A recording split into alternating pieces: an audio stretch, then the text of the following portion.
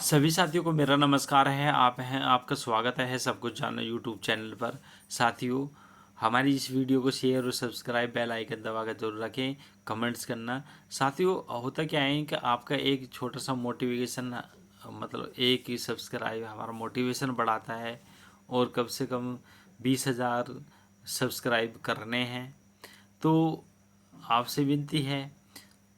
तो मलेशिया में 6,000 से ज़्यादा बच्चों में मिला इन्फ्लुएंजा संक्रमण। स्कूल बंद किए गए, कोरोना की गाइडलाइंस लागू कर दी गई हैं। तो ये बात खबर है कि मलेशिया की, और इसके बारे में जानते हैं कि किस तरीके से वहाँ महामारी फैल रही है। तो मलेशिया में के जो शिक्षा मंत्रालय के महानिदेशक मोहम्मद आजम अहमद ने कहा है कि कोविड-19 महामारी के दौरान स्थापित प्रोटोकॉल का इस्तेमाल स्थिति का नियंत्रण और प्रबंधित करने के कारण किया जा रहा है। तो साथियों, आप देख सकते हैं इमेज के माध्यम से किस तरीके से कोरोना की जो कोविड-19 का जो प्रोटोकॉल है उसको ध्यान में रखते हुए आगे बढ़ रही है सरकार।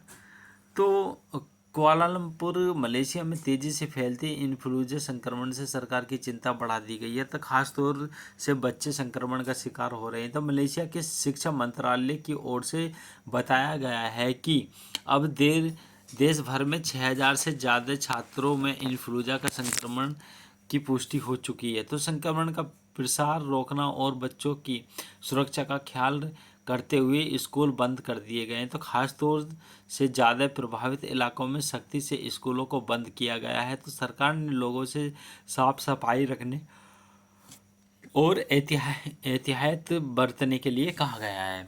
तो साथियों, हर गवर्नमेंट चाहती है अपनी कंट्री को बचाना। तो किस तरीके से महामारी आती है और उसको ठीक किया जा सकता है।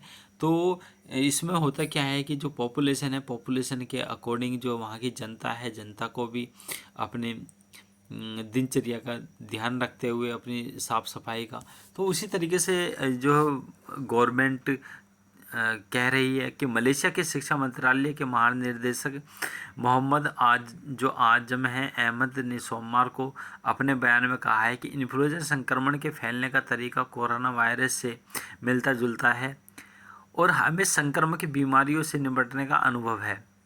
इसका इस्तेमाल हम कर रहे हैं कि हमने स्कूलों को कोविड के समय दिशा निर्देश का पालन करने के लिए कहा है, छात्रों को फेस मास्क पहनने के लिए प्रोत्साहित किया है, साथ ही लोगों को जमा होने से भी मना किया है। तो हालांकि लॉकडाउन जैसी स्थिति से सरकार ने इनकार किया है। देश भर में फैला संक्रमण। मोहम्मद आजम अहमद ने इन्फ्लुएंजा से प्रभावित स्कूलों की सटीक संख्या नहीं बताई, लेकिन पूरे देश में संक्रमण फैले जाने की पुष्टि की है। तो पिछले सप्ताह तक संक्रमण के ज़्यादा मामले स्कूल और किंडरगार्टन से जुड़े हैं।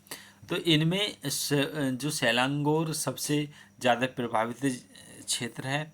इसके बाद कुआलालंपुर, पूज्या, पेनांग, जोहोर और केदार में संक्रमण के मामले मिले हैं। तो डॉक्टर शरीफा एजात वान पुथेन ने माता पिता को बच्चे के लिए फ्लू के टीके को प्राथमिकता देने की सलाह दी है। तो उन्होंने कहा है कि वार्षिक टीकाकरण जरूरी है क्योंकि इन्फ्लुएंजा वायरस समय के साथ बदलता रहता है। तो और हम हर साल टीके को अपडेट किया जाता है। तो उन्होंने कहा है कि आगे इन्फ्लुएंजा टीका 6 महीने और उससे ज़्यादा उम्र के बच्चों के लिए लगेगा।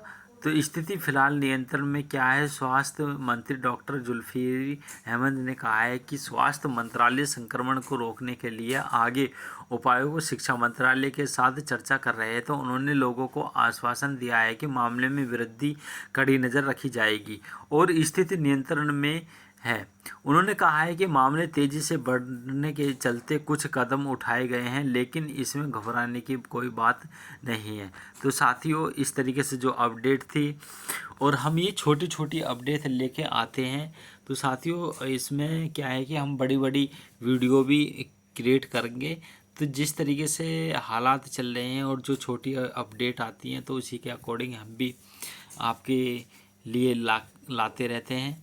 तो साथियों, हमारे इस चैनल को अपने दोस्तों में शेयर और सब्सक्राइब ज़रूर करना। Thank you for watching. मिलते हैं नेक्स्ट वीडियो में। सभी को मेरा नमस्कार।